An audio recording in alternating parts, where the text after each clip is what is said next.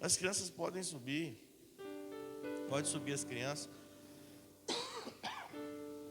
Eu estou bem gripado hoje, irmãos. Bem mesmo. Vocês podem ver que eu estou calminho aqui, porque eu estou bem gripado. Mas o Senhor vai nos dar graça, porque tem uma palavra para ser impartida com a casa hoje. Embora, né, no tempo de frio assim só vem quem tem fome. Aí é bom, é melhor. Porque quem tem fome arranca a palavra da gente, amém? Ministrar para um ambiente que tem fome é a coisa mais gostosa do mundo, irmão. A palavra sai, ela solta. Ela vai. Amém? Abra sua Bíblia comigo, querido.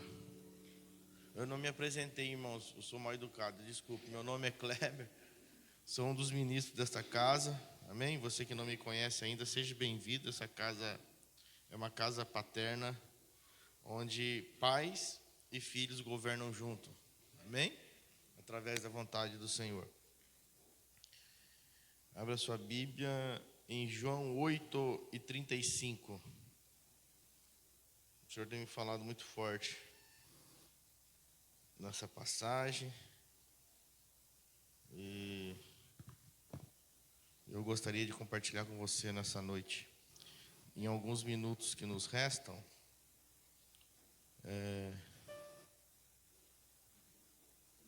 o Senhor tem falado muito, irmão, sobre um sentimento de orfandade. O Senhor tem falado muito no meu espírito para a gente destruir todo sentimento de orfandade. Vamos ler a partir do versículo 31, que diz assim: Então disse Jesus aos judeus que haviam crido nele: Se permaneceres na minha palavra, verdadeiramente sereis meus discípulos, e conhecereis a verdade, e a verdade vos libertará. E eles responderam-lhe: Somos descendência de Abraão e jamais fomos escravos de ninguém. Como podes tu afirmar que seremos libertos? Jesus explicou-lhes: em verdade vos asseguro que todo aquele que pratica o pecado é escravo do pecado. O escravo não fica em casa para sempre, mas o filho permanece para sempre. Assim sendo, se o filho vos libertar, sereis verdadeiramente livres. Diga assim comigo: o escravo não fica em casa para sempre, mas o filho permanece para sempre. E se o filho vos libertar, sereis livres, verdadeiramente livres. Amém? É muito preciosa essa palavra, irmãos. Porque uma das maiores lutas do homem e as maiores lutas que Cristo teve foi mostrar para o povo judeu que o judeu não tinha apenas um Deus, ele tinha um pai. E embora o povo judeu tivesse Abraão como um pai, eles tinham só na teoria e não na prática. Era na teoria e não na prática. A teoria de se ter um pai que eles não conheciam, eles só sabiam deste pai, mas não o conheciam. Por isso que o Senhor fala para nós que chegaria um tempo que nós não conhecíamos mais o Senhor de ouvir falar, mas de conhecê-lo, de experimentá-lo e de saboreá-lo. Então o povo judeu, eles sabiam muito de Deus. E até hoje eles sabem muito de Deus. Mas saber não te torna um conhecedor. Você pode saber da minha vida, sabe que eu sou o pastor dessa casa, sabe do meu nome, sabe mais ou menos que hora eu chego aqui, que hora eu saio, mas você não me conhece. Porque quem me conhece é só a minha família que mora comigo dentro do mesmo lugar, das mesmas paredes. A minha família sabe quais são as minhas manias, quais são o que é bom e o que é ruim, meus costumes bons e meus costumes ruins, porque moram junto e eles me conhecem. E nós estamos falando de um povo que é família de Deus. Se você é família de Deus, Deus é teu pai, o Senhor é teu pai, você precisa conhecer Ele como teu pai, não saber que Ele é o teu pai. E o Senhor tem falado muito sobre esse sentimento, irmãos. Em Gálatas 4:4 fala que enquanto o herdeiro não cresce, ele continua como um menino, nada difere de um escravo. Ou seja, ele é o herdeiro, mas ele não pode usufruir de nada porque ele não cresceu. E o Senhor vem falando comigo nesse sentimento de orfandade com muita precisão ao meu espírito, irmãos. Porque se você for pesquisar sobre orfandade, no grego original, orfandade, ele significa órfãos, né? Que significa desprovido de um professor, de um guia ou de um guardião. Então, orfandade é uma pessoa que está desprovido de uma direção. Vamos voltar aqui. Então, se ele perde a pessoa que dá para ele direção, ele perde um pai. Então, perder um pai é perder uma pessoa que lhe dá direção. Então, a orfandade, ela não está só resumida à perda biológica de um pai, ou de um pai biológico. Ela está resumida quando você abandona o seu pai, ou o seu professor, ou o seu guia, ou o seu guardião. Então, um órfão é uma pessoa sem destino. E espiritualmente, muitas pessoas estão sem destino. E eu posso dizer que a maioria dos cristãos são aqueles de irem à igreja no domingo, na quarta, de fazerem as suas orações, de fazerem as suas campanhas, mas são órfãos, porque não conhecem o Pai. É por isso que quando vem a dificuldade ou o momento do problema que ataca a família, ou ataca as suas finanças, ou ataca o teu emprego, aí você se desampara e fica desamparado, você não tem destino, você desespera, porque você não conseguiu conhecer o Pai. Você até sabe que Deus é Pai, porque alguém te ensinou que Deus é Pai. Você até sabe, mas você não conhece Ele como Pai. Então, nessa noite, irmãos, o Senhor está nos chamando, o Senhor vai te levar a um novo estágio. A um novo estágio. De você conhecê-lo como Pai. E às vezes o Senhor permite a gente passar por situações, Ele permite, para que nós desfrutemos dessa paternidade.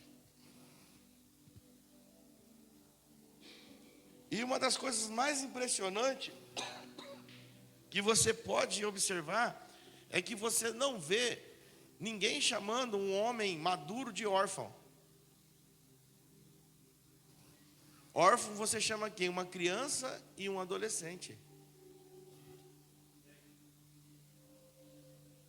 Porque maduro, ele pode não ter o pai presente, mas ele caminha nos ensinos do que o pai dele deu para ele. Você pode ser uma pessoa adulta que não tem pai e mãe, seu pai e sua mãe já faleceram, mas você continua caminhando em cima dos princípios e do caráter que ele te ensinou. Você consegue entender isso? Porque já foi impartido vida em você. Já foi impartido vida em nós. Um adulto, ele pode não ter os pais vivos, mas ele sempre será chamado de filho, filho de fulano de tal.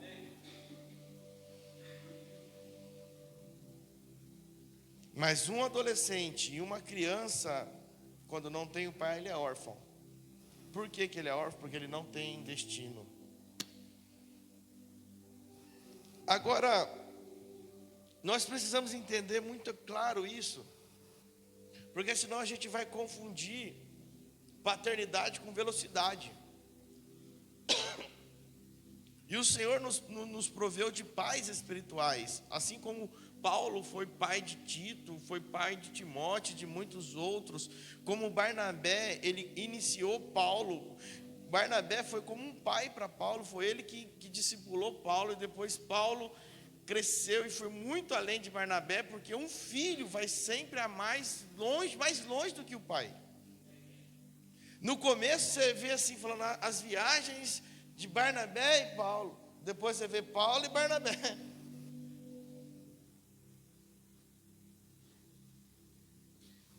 Então nós precisamos entender isso no espírito, senão nós vamos sempre querer que a paternidade nos avance numa velocidade e nós não estamos prontos para chegarmos no lugar antes da hora.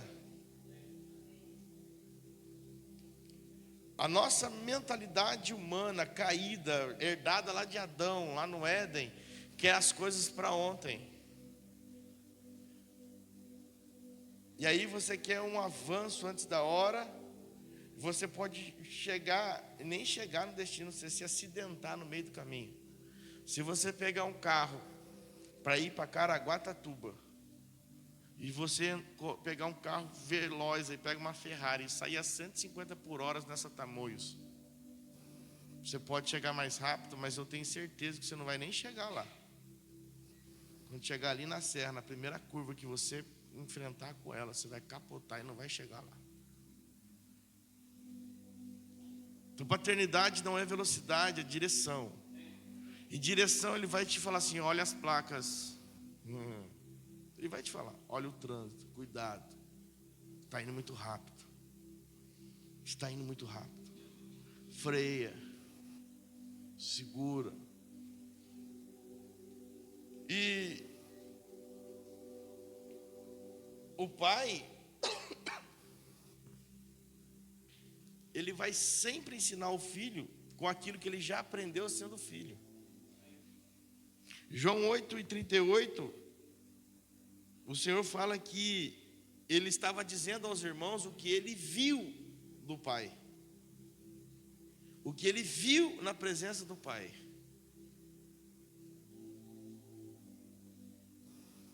Então ele falou assim: eu estou falando para vocês o que o meu pai me ensinou, o que eu vi meu pai fazer. Vocês fazem o que viu o pai de vocês fazer, mas vocês não conhecem a Deus. O pai de vocês, lá no deserto, não seguiu o Senhor. Lá no deserto não cumpriu a aliança. E vocês estão seguindo pelo mesmo caminho de engano, achando que conhecem a Deus como pai, mas não conhecem. Então um filho é aquele que faz o que o pai faz. Um filho faz o que o pai faz. Quantos dos irmãos observam o Danielzinho aqui na igreja? Eu venho aqui para frente, eu começo a dar uma balançadinha, daqui a pouco ele está dando uma balançadinha também. Eu vou ofertar, ele vai ofertar também. E eu não peço ele para fazer nada. Então assim, o filho, irmãos, ele faz o que vê o pai fazendo. Agora, como é que eu vou fazer o que o meu pai faz? Como é que eu vou ver o que o meu pai faz? Por isso que você não pode saber dele, você tem que conhecer ele. O saber de Deus tem nos limitado a conhecer dele. O saber de Deus, da teoria. Tem gente que conhece a Bíblia toda, irmãos. Que legal, muito bom a Bíblia toda, mas não conhece Deus. Porque se conhecesse a Bíblia, conhecia Deus. Conhecia Cristo. Estou indo devagarzinho para chegar aqui aonde o Senhor colocou para nós chegarmos. Quando nós falamos de paternidade espiritual, você precisa entender que paternidade espiritual não se resume em suprir carências da alma. Paternidade espiritual é uma ligação no espírito. Então, se é uma ligação no espírito, precisa de posicionamento. Era isso que Jesus estava falando para eles, precisa de posicionamento. Se você não se posicionar como filho, sabe qual é o sentimento que vai nascer em você? De um órfão sedento por bajulação. O pastor não me cumprimentou hoje. O pastor não olhou na minha cara. O pastor não olhou para mim. Isso é orfandade. Isso é sentimento de orfandade. Sabe por quê? Porque você não entendeu que todos nós estamos ligados no Espírito, porque nós somos filhos de Deus. A nossa ligação não é carnal e nem por afetividade, irmãos, e nem afetiva. Eu vou trocar aqui, pode deixar. Vou trocar uma vez. A nossa ligação, ela é no Espírito. A nossa ligação é no Espírito. Nós não temos ligação na carne. Não é por afetividade. Não é porque você é mais próximo ou não do teu pai espiritual que você pode ser um filho. Às vezes você está sendo um grande amigo, mas não é filho. Em 2 Coríntios, Paulo nos ensina 5:14 ou 15, se não me engano, que nós não devemos conhecer ninguém segundo a carne. O nosso conhecimento deve ser segundo ao Espírito. E se até mesmo Cristo nós conhecemos segundo a carne, nós vamos ter que mudar a forma de conhecer Cristo para conhecer segundo o Espírito. Porque muitas pessoas, elas estão sedentas por bajulações. E um pai de verdade, ele não age com bajulação. Um pai de verdade, ele vai falar a verdade sempre, mesmo que isto confronte.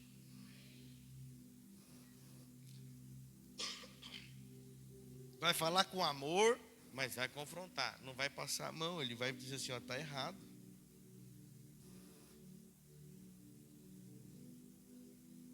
A verdade sempre sairá de um pai. E a bajulação sempre fluirá de um manipulador. O que é um manipulador? Aquele que manipula pessoas. Então ele vai bajular para que as pessoas fiquem debaixo da manipulação dele. Um pai, ele não manipula ninguém. Ele fala a verdade porque ele está levando o filho à maturidade. Um pai não cria um bebê para sempre. Um pai cria um bebê para se tornar um adulto. Amém? Então esse é o propósito do reino, irmãos. Sabe por que o reino...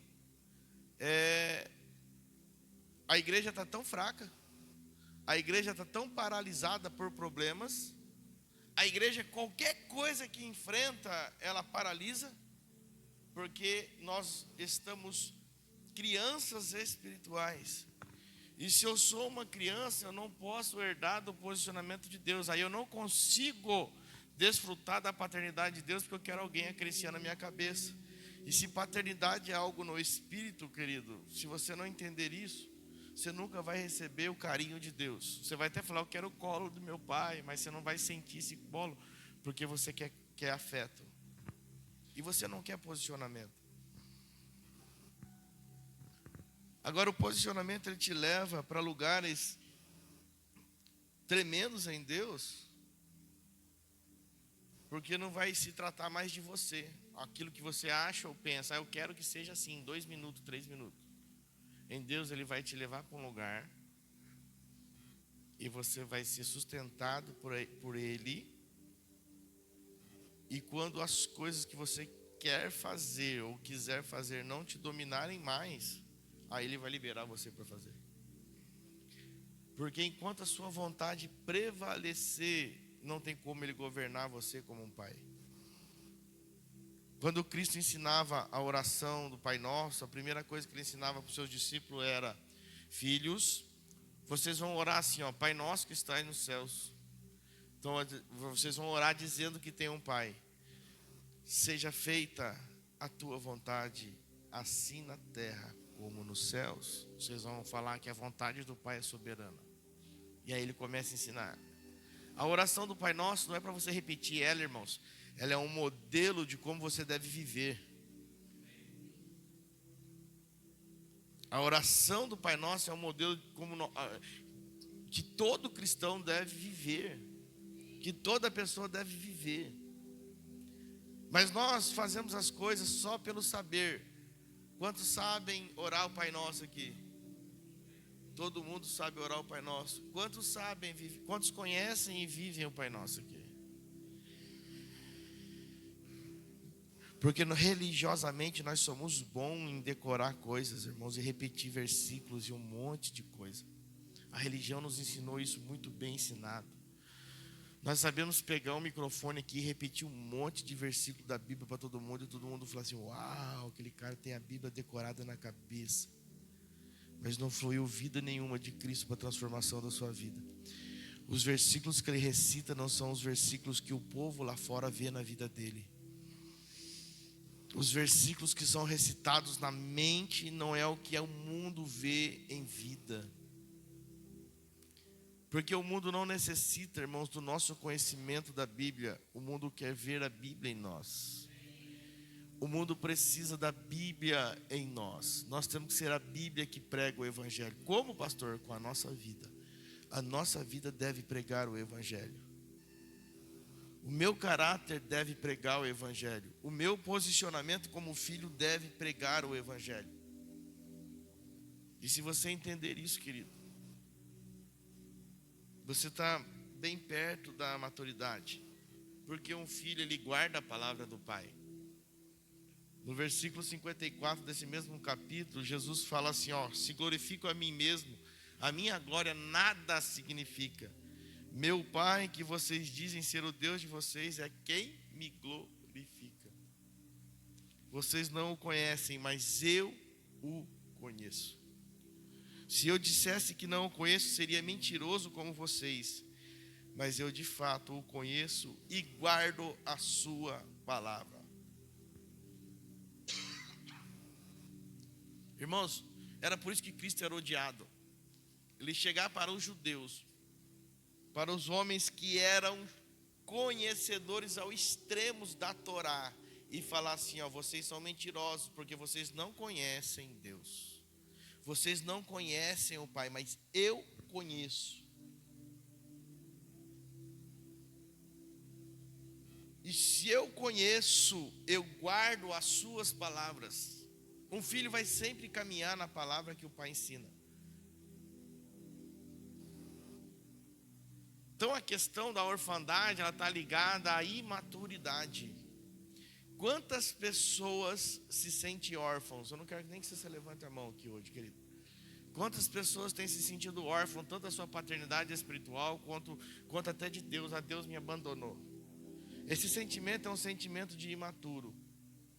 Porque quando você chega à maturidade, você não tem orfandade. Por quê? Porque você já chegou na direção, ou você está caminhando na palavra que o teu pai já te direcionou. E se você caminha na palavra que o teu pai te direcionou, irmãos, não tem espaço para orfandade. Santo Agostinho, ele fala que as pessoas costumam amar a verdade. Quem gosta de ouvir a verdade aí? Todo mundo, né?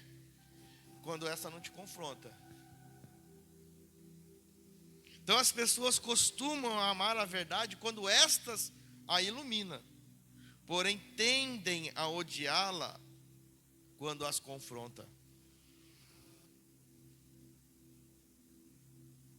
Nós em Cristo, irmãos, nós precisamos viver na verdade para não ser filho da mentira. Agora, a verdade vai sempre nos confrontar para nos posicionar. Se eu pegar essa verdade e tratar ela, não, eu não quero, está me confrontando, eu não quero. Nunca você cresce. Então, o posicionamento de filho te tira da orfandade. O posicionamento de filho, eu sou filho de Deus. Pastor, eu sou filho de Deus, te tira da orfandade. Como filho, você vai ver o pai cuidando de você. Como filho, você vai ouvir o teu pai espiritual que te direciona através de Deus, e você vai caminhar. E você vai ter segurança e confiança. Porque uma criança, ela sempre acusa alguém quando dá algo errado. Foi ele.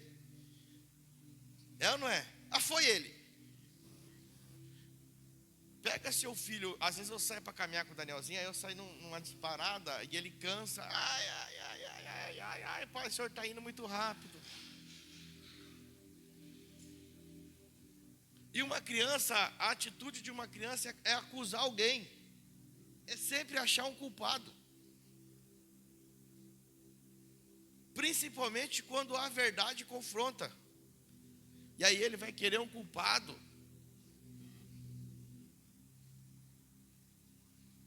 E sabe quem que eu vejo muito claro aqui na Bíblia? O próprio apóstolo Paulo, que nós estamos falando aqui.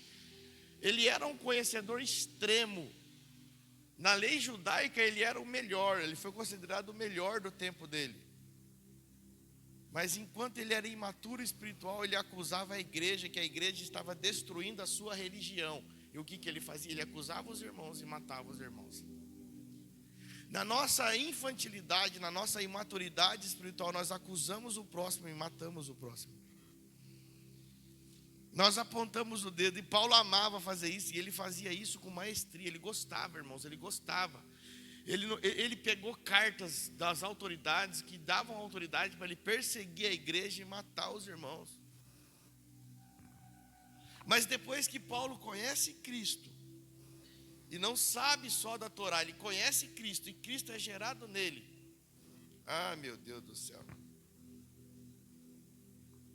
Não tem mais esse sentimento de criança, ele se torna um maduro que ele vai para frente. Se torna um dos apóstolos que dá a cara a tapa na igreja e fala assim: ó, eu sei quem é meu Redentor. Eu estou crucificado com ele e é por isso que eu anuncio a palavra dele. Eu sei quem ele é. Porque maturidade significa buscar soluções e não o culpado. Enquanto você está querendo buscar o culpado, por que eu estou assim? É porque você não é maduro ainda. O imaturo busca a culpa do pai. Ele vai buscar culpar o pai. Ah, eu não fiz porque meu pai não deixou eu fazer. Eu não sou jogador de futebol hoje. Eu tenho um colega que trabalha comigo que ele vive falando isso, mas ele é ruim de futebol, irmão.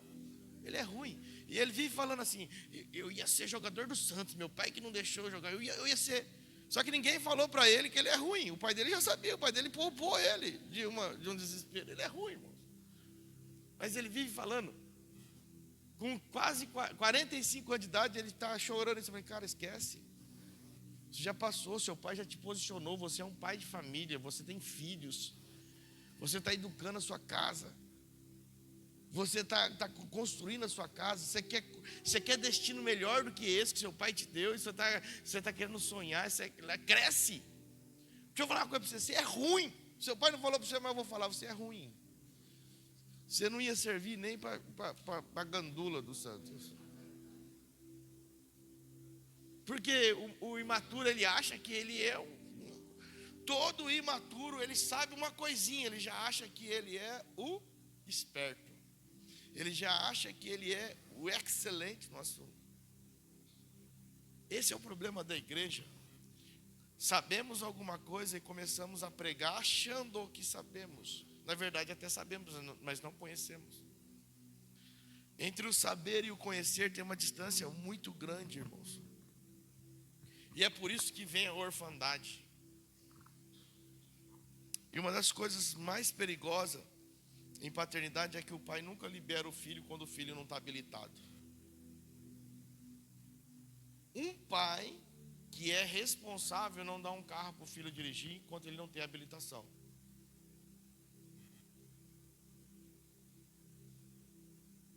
Mas um filho adolescente, ele vai achar ruim com o pai. Poxa, meu pai não deixa eu dirigir. Você está entendendo isso no mundo espiritual, no reino? As pessoas vêm. Você pega um adolescente, ele sabe dirigir um carro? Sabe, irmão. Ele sabe sair com o carro? Sabe. Ele sabe passar marcha? Sabe. Você soltar o carro aqui, ele vai dirigir. Mas ele tem responsabilidade? Ele tem noção do perigo? Ele sabe que ele pode, uma imprudência dele de correr, pode matar pessoas? Não, ele não conhece isso. Ele conhece do carro, ele não conhece do todo. Então, paternidade espiritual não vai te colocar num posicionamento de saber a Bíblia, de saber o novo pacto, como essa casa flui, de saber teologia. Paternidade vai te colocar num lugar de maturidade, de conhecer Deus. Da sua família, ver o Cristo que você porta. Da sua família, ver o quanto transformado você é e não um religioso. Porque o que é um religioso? Ele sabe fazer as coisas bem fácil. Irmãos, pregar aqui na igreja qualquer um faz. Qualquer um prega aqui. Fazer as atividades que nós fazemos, qualquer um faz. Então não é isso que te torna como um filho de Deus, não te posiciona como um filho. O posicionamento como um filho de Deus está em você ouvir o Pai, conhecer o Pai, continuar ouvindo o Pai e a sua família receber da vida de Deus a partir da sua vida. Especialmente aos homens e às mulheres, aos pais. Então nós temos que tomar cuidado com isso. Velocidade não nos posiciona em lugar nenhum como filho. Uma casa que não é uma casa paterna, ela não se preocupa com isso. Ela vai pegar as pessoas, vai olhar o talento das pessoas. Pô, essa pessoa que é excelente para isso, vai dar uma boa repercussão para nós, vamos colocar ela para fazer. Aí não cuida do coração, não cuida das mazelas, a pessoa está ferida, e aí continua escondendo aquilo, não é cuidada. Cristo não pode ser revelado porque a pessoa continua vivendo na mentira. E se a pessoa continua vivendo na mentira, ela tem o diabo por pai. Porque o diabo é o pai da mentira. Então ele não consegue usufruir, então ele vai sempre ficar num ambiente se sentindo órfão. Por quê? Porque a vida dele é uma mentira. Ele nem mente. Ele é uma pessoa que não mente. Ele é bonzinho, ele não mente, mas ele vive uma mentira. E se você vive uma mentira, você não está posicionado na verdade que governa a sua vida, que tem que ser Cristo. Quem governa é a mentira. Então é muito perigoso esse negócio da velocidade, irmãos. A velocidade é perigosa em tudo.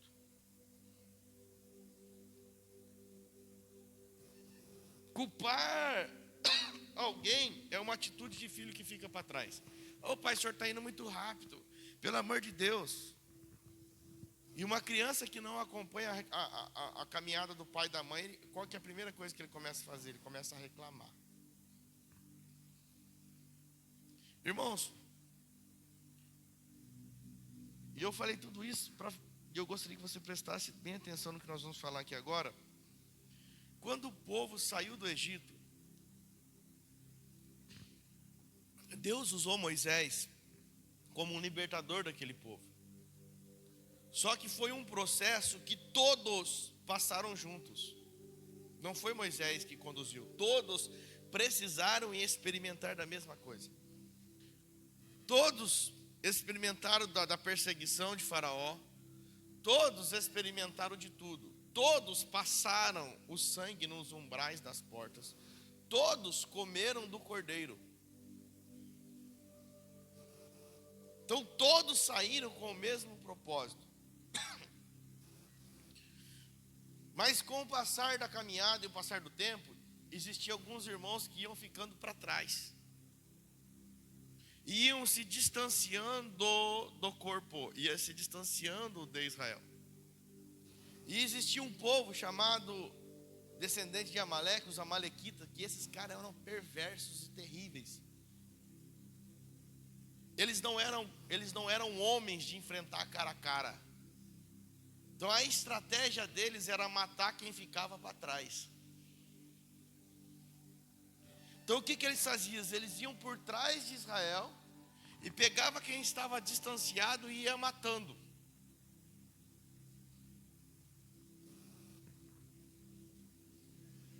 Agora, nos dias de hoje, quem que é o nosso amalequita? Quem que é Amaleque na sua vida hoje, irmãos? Aquele que te posiciona para distante do corpo. Quem que é? Aquele que não permite você caminhar. Aquele que te coloca você num sentimento de orfandade. Você está no corpo, mas se sente órfão. Você tem um pai, mas se sente que não tem um pai. Porque você está querendo, eu quero que ele esteja aqui comigo. Não, irmãos, é você que deve ir para frente. É você que deve caminhar até teu pai.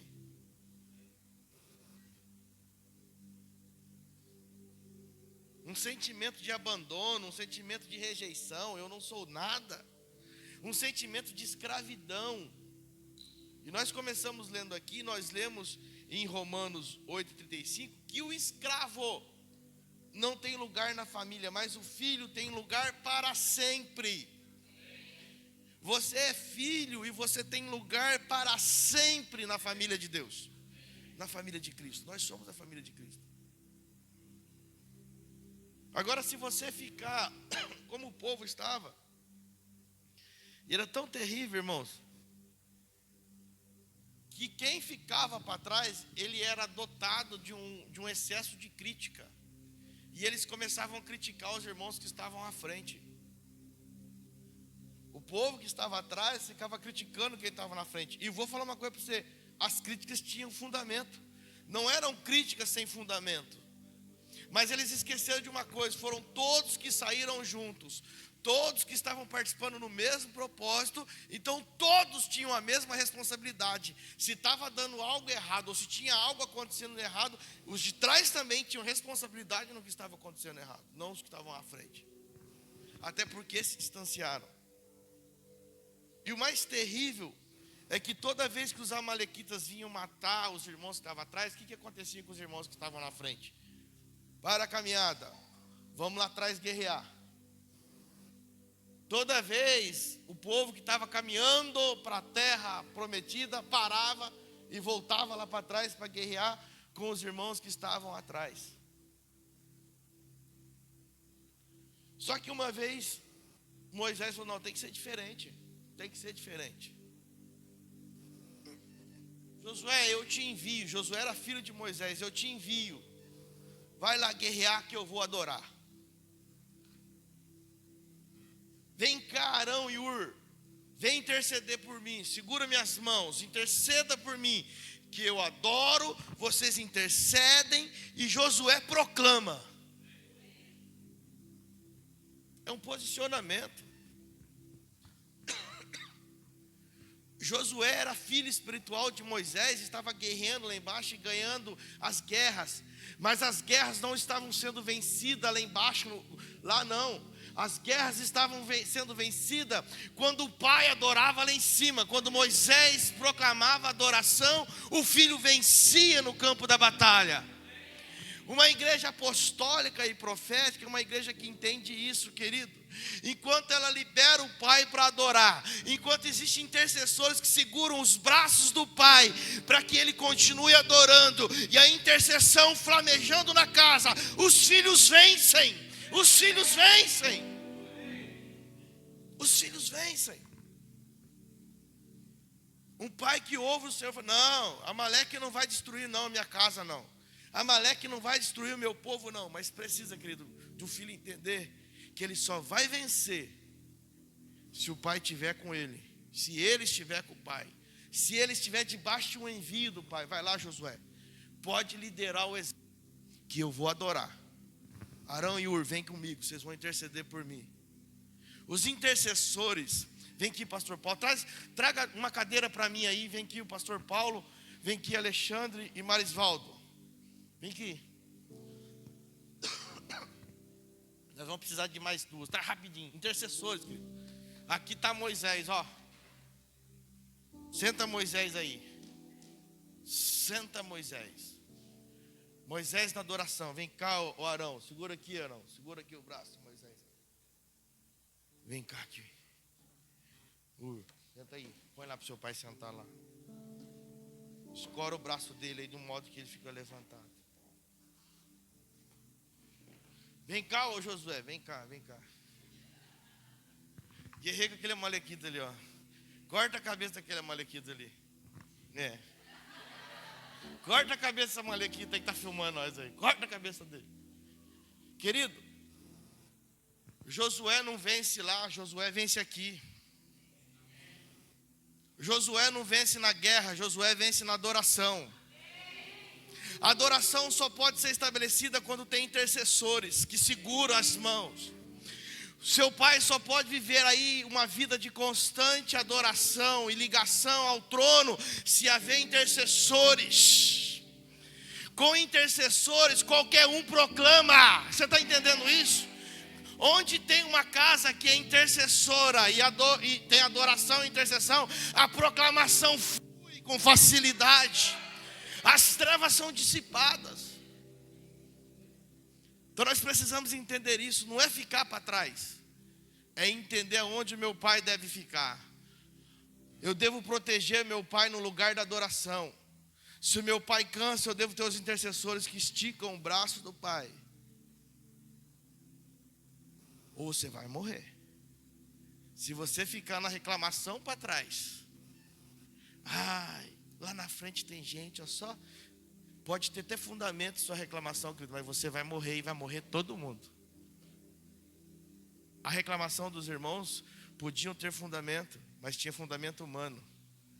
Moisés entendeu, não, eu vou adorar, vem comigo. Querido, você não vence uma guerra só na proclamação, só com tática de guerra. Você não vence uma guerra só conhecendo, só sabendo, aliás.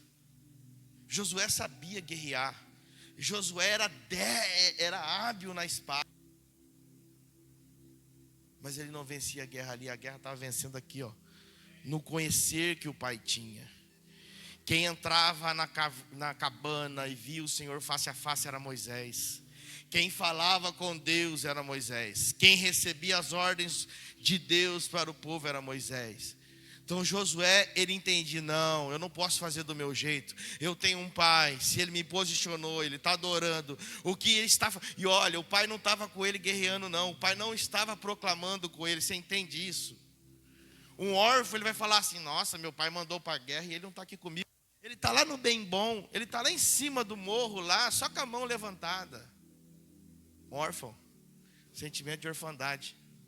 Olha, ele está lá no morro, só com a mão levantada. Quem faz o serviço sujo de matar aqui sou eu. Abaixa a mão para ver, Moisés. Josué sucumbe.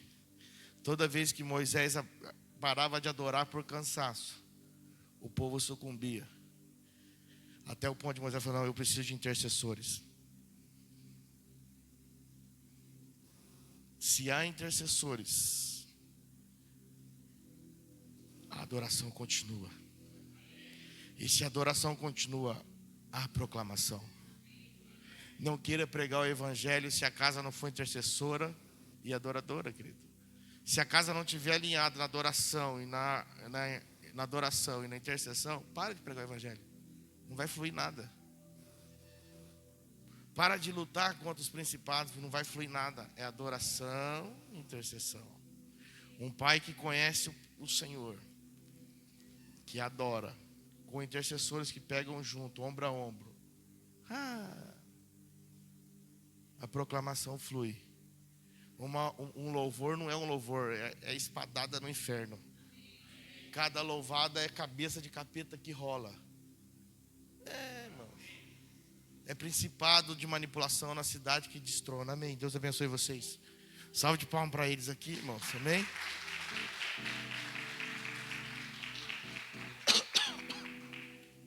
Então essa é uma escolha. O posicionamento de filho é uma escolha tua. É uma escolha nossa. Eu me posiciono como filho. E quando você se posiciona como filho, você não fica chorando. Meu pai não está aqui comigo, guerreando. Quem foi chamado para guerrear era Josué, irmãos.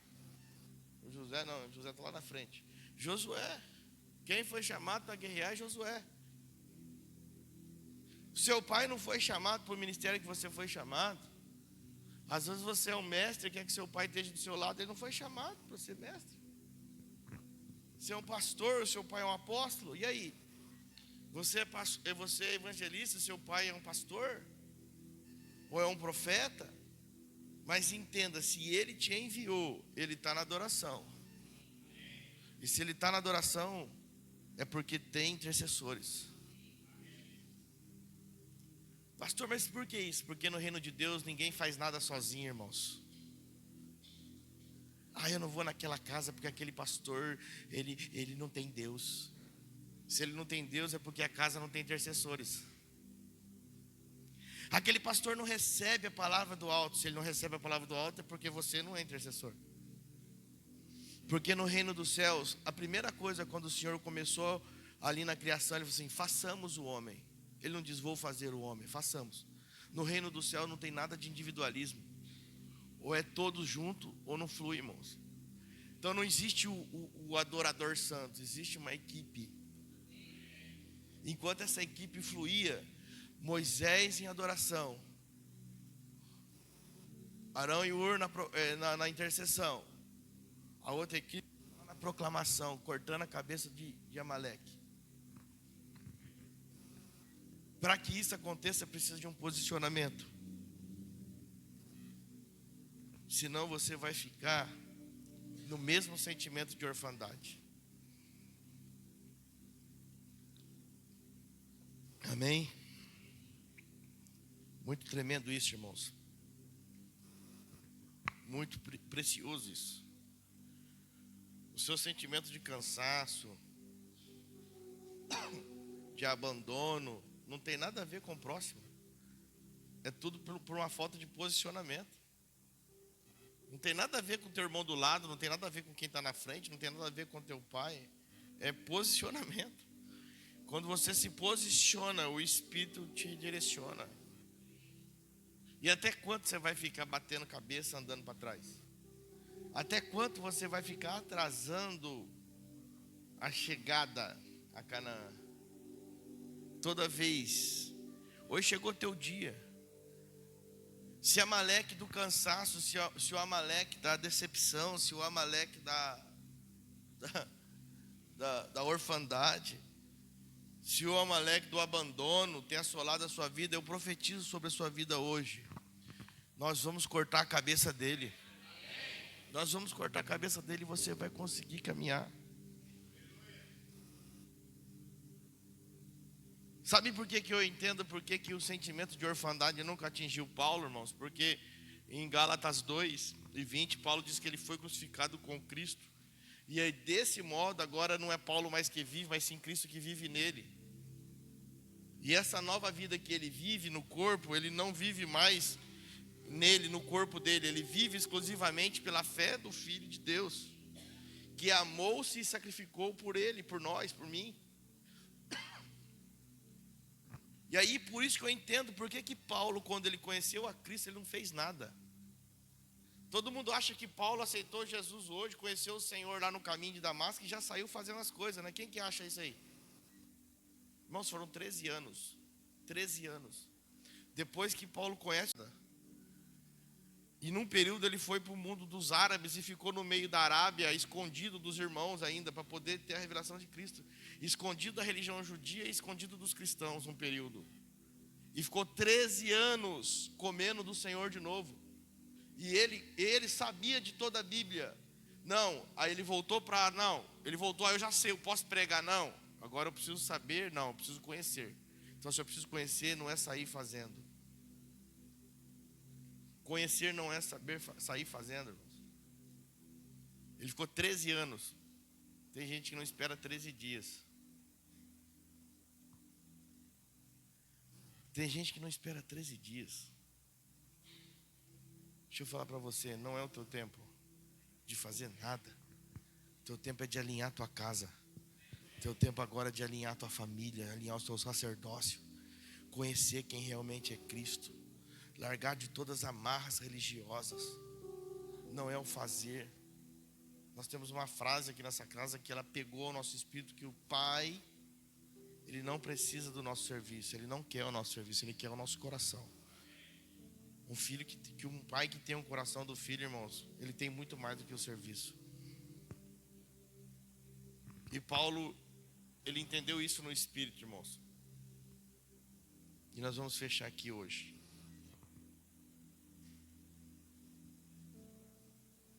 Pedro e Tiago e João eram maiores do que Paulo.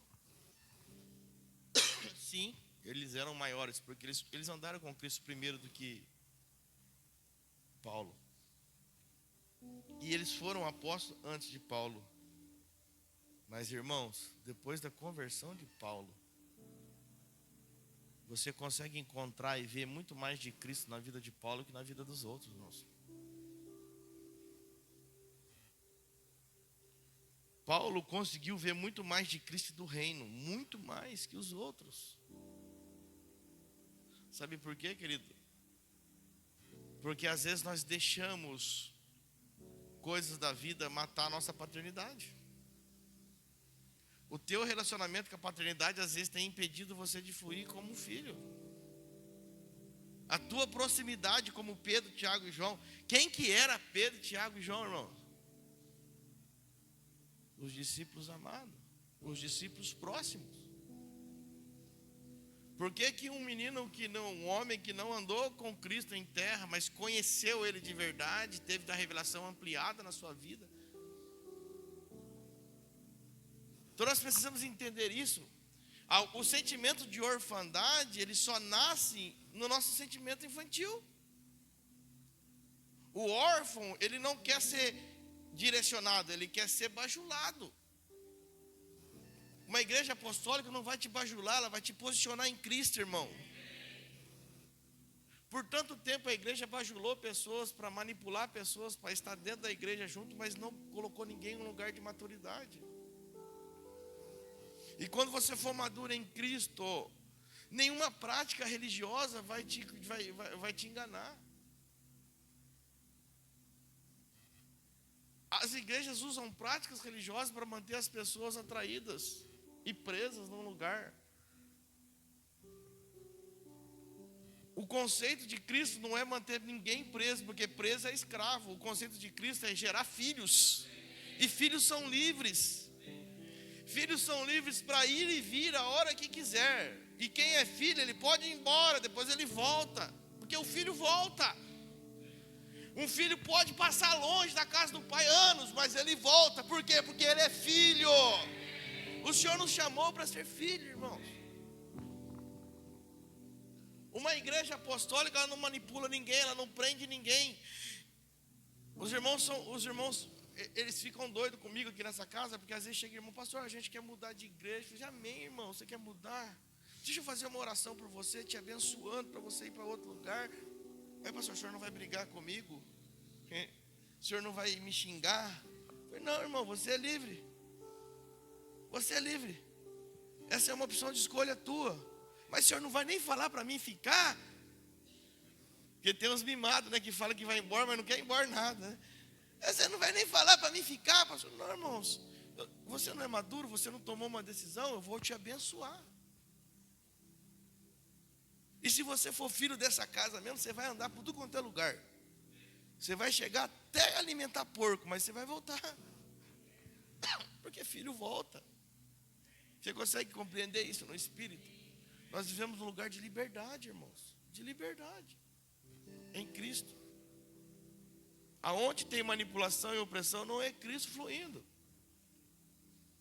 E Paulo viveu nisso. E eu ouso dizer para vocês, em Mateus 10, eu gostaria de chamar vocês, abra comigo a Bíblia em Mateus 10, versículo 2. Tem uma chave aqui que eu quero falar para vocês sobre maturidade. Porque o maduro desfruta, e o que é imaturo ele perde, irmãos. Por isso que a palavra do reino diz lá, quando o Senhor fala sobre a semente, aquela semente que caiu à beira do caminho, e as aves do céu levaram embora aquela semente, representa as pessoas que ouvindo a palavra do reino e não entenderam, vem o maligno e arrebata do seu coração. Porque o mais importante no reino é entender. Porque você pode estar ouvindo essa palavra aqui hoje, se você não entender ela, ela vai embora, ela não fica no teu espírito. Você precisa entender ela. E eu liberei muitas chaves aqui hoje nessa noite. Muitas chaves. Mateus 10 e 12 diz assim, ó, e são estes os nomes dos 12 apóstolos. Quem que é primeiro? Simão, chamado Pedro, André e seu irmão Tiago, filho de Zebedeu, e João, seu irmão. Amém? Pedro, Tiago e João. Legal, né? Abra a tua Bíblia agora em Gálatas 2 e 9.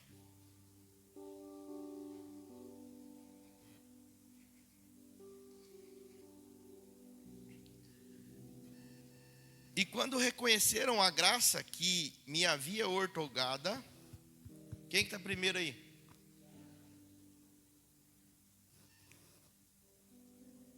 Depois. E depois? Respeitados como sustentáculo, estenderam a mão direita a mim e a Barnabé em sinal de comunhão fraternal. E concordemente ficou estabelecido que nós buscaríamos os não-judeus, os circuncisos. Irmãos, quero que você entenda uma coisa muito no espírito aqui. Pedro caminhou com Jesus. Ele ouviu o mestre. Mas por Pedro não entender algumas coisas, ele perdeu a liderança da igreja. Ele perdeu a liderança da igreja. Em Mateus, Pedro era o líder da igreja. Em Gálatas, quem era o líder? Quem que era o líder aqui? Tiago. E vai estudar para você entender. Quando Paulo foi encontrar com eles, eu não estou falando mal de Pedro, não, porque Pedro foi um homem de Deus. Mas ele não entendeu algumas coisas. E eu vou te explicar aqui. Pedro, ele era muito religioso. Ele era seguro em tradições. Enquanto os irmãos que não eram da circuncisão estavam comendo, ele sentava à mesa. Quando chegavam os de Tiago significavam os irmãos de Jerusalém, que Tiago era o pastor. Pedro saía, porque ele não queria comer com os incircuncisos. Quando o Senhor mandou Pedro ir pregar para Cornélio, Pedro não queria pregar para Cornélio, porque Pedro falou assim: eu não posso pregar para quem é gentio. E o Senhor deu uma visão para ele, cheio de animais imundos, e falou assim: Pedro, vai lá, mata e come, porque eu os purifiquei. E aí o Senhor chacoalha Pedro, dá uma dura e fala: agora você vai pregar para Cornélio. Aí vão buscar Pedro para pregar. E quando Pedro começa a pregar na casa de Cornélio, aí Cornélio queria saber de Cristo. Um cidadão, né, que vivia, um romano, um centurião, queria saber de Cristo. E Pedro começou a falar assim, e Cornélio falou: não, eu quero Jesus, eu quero me batizar, como é que faz? Aí Pedro: não, calma aí, nós vamos dar um discipulado para você, vamos ensinar você. Calma aí. O que acontece ali, queridos? Vem o Espírito Santo, assim que fala a palavra, vem o Espírito Santo, toma a casa, e Cornélio e a sua família começam a falar em línguas, e são batizados com o Espírito Santo. Sabe o que o Senhor fala para Pedro? Pedro, mais uma vez você quer fazer do seu jeito, cala a boca, que quem faz aqui sou eu. Se você acha que é por regra religiosa, eu vou fluir agora na verdade. Pedro foi chamado para pregar aos gentios. Pedro foi chamado para pregar aos gentios e perdeu o seu chamado. Por isso que o Senhor levanta Paulo. Então é muito importante nós entendermos isso, irmãos. E aqui, quando você vai ler a palavra, você vai ver que antes Pedro estava na frente. Agora quem está na frente? Tiago. Você pode estar fazendo tudo legalzinho, mas não está na direção do Senhor. Porque quando se trata da igreja, não se trata de como você faz, e sim como o Pai quer. Pedro não estava habilitado mais a ser o pastor da igreja de Jerusalém. Quem era o pastor da igreja de Jerusalém era Tiago. E é por isso que nós precisamos estudar a palavra, conhecer Cristo, irmãos. Não estudar teoria, não. Nós não pregamos aqui para deixar você uau, não. Nós pregamos aquilo que Cristo mostra e revela para nós. Pedro estava desabilitado. Então, por que estava desabilitado? Porque quem fica para trás fica desabilitado. O Senhor estava transicionando a igreja para um tempo onde não seria mais de rituais, não seria mais de sacrifício, mas seria a morada de Cristo em nós. E Pedro ainda queria manter a igreja na velha tradição, no velho modelo. Vamos oferecer um sacrifício, vamos circuncidar os irmãos. Enquanto o Senhor falou: não, para, nós estamos vivendo uma nova vida. Então, irmãos, nós podemos ser desabilitados por não ouvir o Senhor. Nós podemos ser desabilitados por não conhecer o Senhor. Pedro foi desabilitado a avançar. O Senhor levanta Paulo e fala: Paulo, você é dos gentios. Levanta Tiago em Jerusalém, coloca Tiago como pastor da igreja de Jerusalém. Quem era Pedro? O apóstolo, abençoado. Mas já não era mais nem o pastor de Jerusalém, porque Pedro foi chamado para ser apóstolo dos gentios, quando o Senhor chama ele para pregar para Cornélio. Então, querido, antes de nós sermos alguma coisa, ou fazermos, aliás, antes de nós fazermos alguma coisa, nós precisamos entender se nós estamos posicionados como filhos de Deus e se nós estamos ouvindo o que o Senhor quer. Porque nossa vida religiosa nos leva a pegar coisas do passado que deram certo e querer praticar hoje porque deram certo no passado. Nem tudo que deu certo no passado é para nós praticarmos hoje. Tem coisas do passado que nos trouxe até aqui. A reforma protestante, excelente, irmãos. 1517, mas foi em 1517. Ela só nos trouxe até aqui. A igreja não pode ser uma igreja de retaguarda que fica olhando o que aconteceu lá em 1517. Não, nós temos que ser uma igreja de vanguarda, tem que estar à frente. Não é para nós ficarmos olhando para a reforma e ver o que aconteceu. Nós continuarmos reformando em Cristo a nossa mente e avançarmos. Uma igreja de vanguarda que vai à frente. A igreja tem que estar à frente do inferno. O inferno tem que olhar para a igreja e não saber o que acontece. Nós precisamos entender isso. Por isso nós somos uma casa apostólica e profética, querido. Que nós fluímos sim no apostólico, no fundamento de Cristo, no fundamento dos apóstolos, e fluímos sim no profético. O Senhor governa essa casa. Este culto hoje, que está sendo um culto de fundamento para a sua vida, para tirar você da raiz da orfandade. Muitas pessoas vêm para a igreja querendo carícias, irmãos, e você não vai conseguir suprir a sua alma assim. Você precisa experimentar a morte de Cristo, irmãos, e você poder desfrutar da paternidade. Josué estava guerreando, mas ele sabia que tinha um pai adorando. Josué guerreava, mas ele sabia que a vitória de Josué não estava ali, estava lá na adoração do pai. Você consegue compreender isso? Quantos são filhos aqui? A tua vitória, querido, não está na sua luta. A tua vitória está na adoração do Pai. Os proclamadores têm se levantado. O Pai tem levantado para adorar. Então, se você é filho, essa semana eu venci. Irmão. Sabe por que você venceu? Porque o Senhor já tinha colocado teu pai para adorar desde a semana passada, sabendo que essa semana seria difícil. Essa semana aqui foi terrível para nós. Tem gente que quase foi presa aqui, né, pastor Paulo? Mas só que quando o Senhor nos justifica, irmão, o diabo pode tentar arrumar artimanhas. Falaram assim para o pastor Paulo, não mexe com esse aí não. Esse aí é crente dos crentes mesmo. Não põe a mão nele, ele é crente dos crentes. Esse anda reto, mas alinhado. Não descumpre um quesito de princípio fora. Não mexe com ele, que se você mexer com ele vai dar problema.